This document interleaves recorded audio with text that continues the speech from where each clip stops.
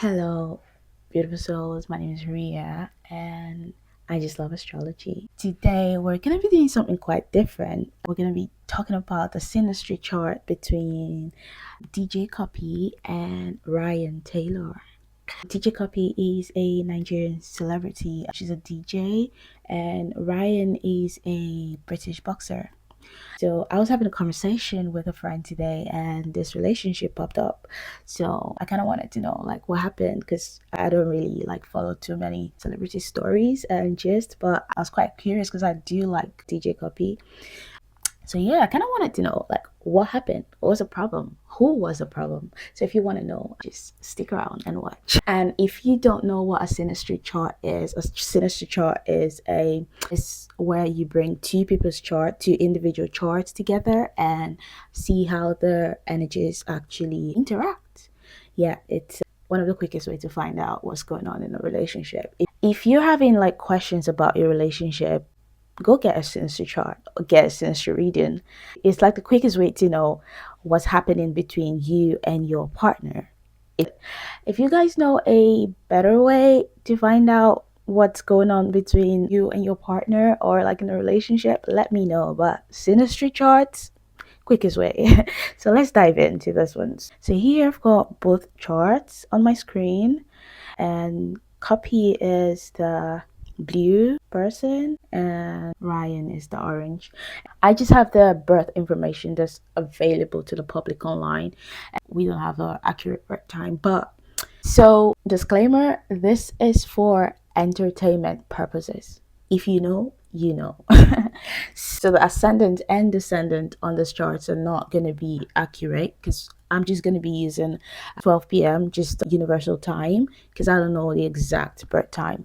To get the exact rising sign, you're going to need the accurate birth time, which we don't have right now, so we're going to work with what we've got. But other than that, all the other planets and their positions are correct, and that's what we're going to work with. Okay, so let's dive in. Yeah. So you can see that, so she's a Scorpio. So she was born on the 11th of November in 1992, and Ryan was born on the 18th of March 1993. And you can see here that Cuppy is the blue and Ryan is orange. And Cuppy's sun conjuncts her Pluto. So she is a Scorpio sun and her sun conjuncts Pluto, which is extra intensity. If your sun conjuncts your Pluto in whichever sign, that makes you an intense person. And if that sun is in the sign of Scorpio, that makes you double intense as a person. So you can already see that energy. It's a very powerful energy, to be honest. This is a person who doesn't like to not be in control. This is a person who doesn't like to lose control. This is a person who's got like a natural BS meter. Like she can smell a lie from a mile away. She can read in between the lines. Yeah, makes her super smart, super psychological. Yeah, so that, and obviously Ryan's Pluto conjuncts that because, yeah, generational. I love that they've got this grand trine, which is quite cute. It's between Pluto though. This is a Plutonic relationship. It's a very intense one, as you can see. Pluto is the planet of power. So this between the sun, this is Ryan's sun, and Cuppy's Mars. This grand trine, it's cute, but it's a power cute, if you get what I mean. He's got an air moon. His moon is in Aquarius, and she's got her moon in the sign of Gemini. So they're both air moons. They kind of get each other. You can say that, like Gemini. They both, yes. So you can see they both have a moon trine. So it's like they're air moons. So they get each other, but air moons are known for like being very flighty and detachy. They both know how to detach for sure. Because because we're not working with the ascendant time here, this would have been quite cute if Ryan's moon is directly on Cuppy's ascendant, but we're not going to work with this one today. So there's a moon conjunct Saturn. Ryan's moon conjuncts Cuppy's Saturn. This is actually great for a stable relationship. Like Saturn is the glue. Might be a bit harsh on the moon though, because the moon's a sensitive planet. The moon is where you are most sensitive, and someone bringing their Saturn there could be a bit, a bit strict on the person, depending on how mature the moon person is, which in this case is Ryan. And they've also got a Venus square. Okay, so Ryan's got a Venus retrograde. So Ryan's Venus squares both Neptune and Uranus. Well, he's got this natally as well. They're of the same generation. So this is someone who likes people who are different from him. He likes variety. He likes something different, and he idealizes his partners. And so that energy, he's going to have that with everyone in his generation because, at the time of his birth, around in the 90s, in the early 90s, there was a Neptune and Uranus conjunction. So it could be a bit frustrating. There's a push and pull kind of thing going on here, so off and on in this situation. So they have a Venus Sun situation going on. So they have a Venus square Sun. This is a very frustrating aspect, to be honest, and it just requires a lot of growing up to do. It causes a lot of sexual attraction, but it requires a lot of maturity to handle. You can see it's a strong one on the chart. And this is from both people. This is not just from the Venus person or the Sun person. It's just a frustrating aspect.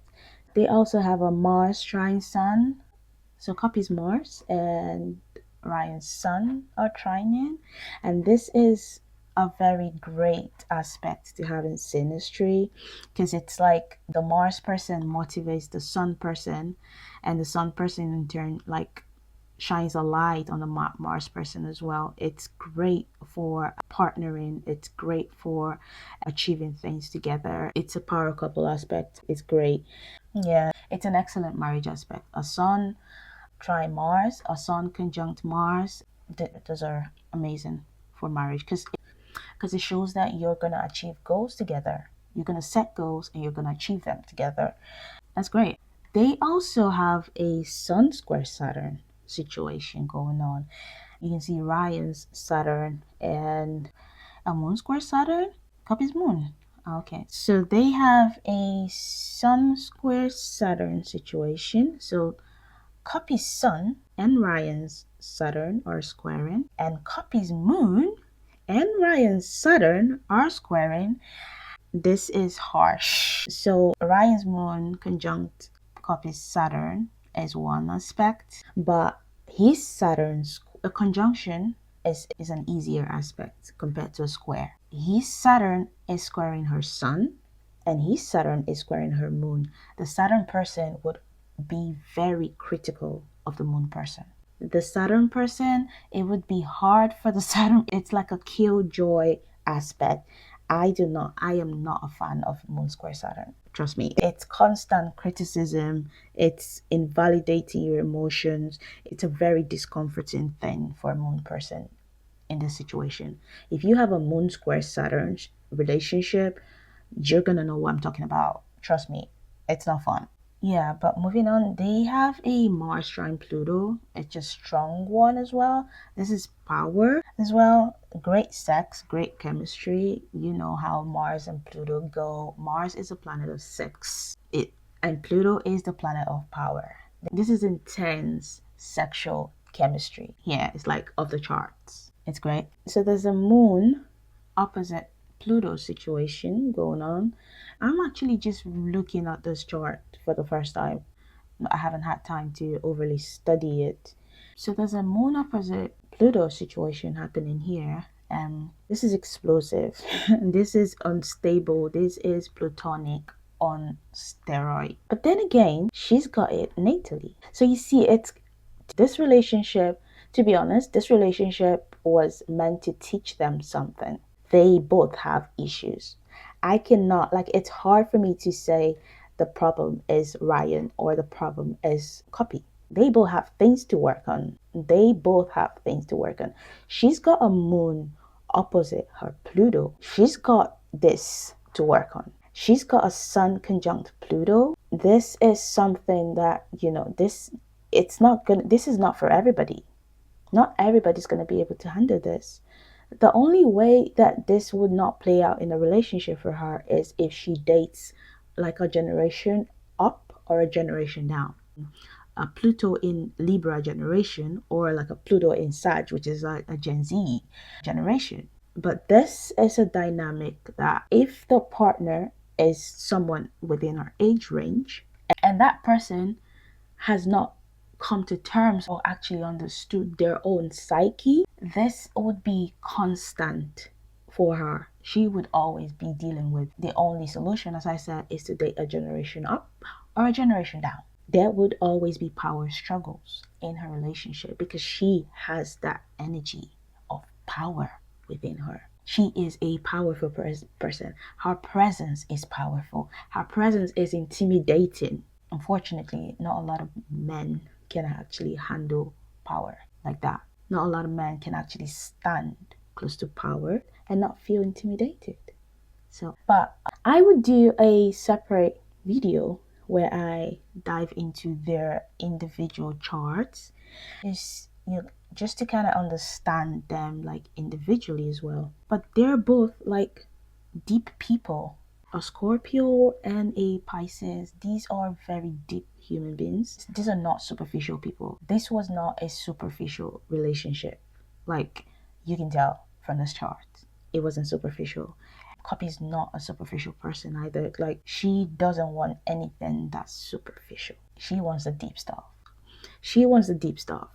And this was a deep one. Like, she is literally looking for someone to merge souls with, someone who gets her on a deep level. That's who she needs. Yeah, and Ryan has got an aspect here that is triggering. I would call it a red flag. I've got Jupiter in Sag. I hardly call things red flag. I am an optimist. This is a red flag. He's Mars square his Jupiter. This is given impulsive. This is given a person who doesn't validate emotions, a person who sweeps things under the carpet, doesn't want to deal with problems, just run away, doesn't take things seriously, even when it needs to be taken seriously. This is a person who doesn't really put himself in other people's shoes. Could be very insensitive. Mars square Jupiter, especially if the person is yet to even understand that they have this energy. If that person doesn't even know that they have this kind of energy with them, like they're not aware of it, it's not a nice one. This is a person who's always going to be running from problems. This is a person who, because the square between Jupiter and Mars, they don't see themselves clearly. Even when people tell them, they don't see themselves clearly. So, but yeah, it is a red flag as well. So, like I said, it's hard to say this person is a problem and the other person is the other problem. It's a bit hard in this relationship, but they both have things to work on. If they can work on it, because it's going to take time though. This is something that can last for a very long time. They have a lot of Saturn things going on in this synastry, and Saturn is hard lessons, but it is, you get to reap the rewards later after doing the hard work. But yeah, this is a karmic relationship with all the Saturn going on, and yeah, that's what I can say about it. Cheers.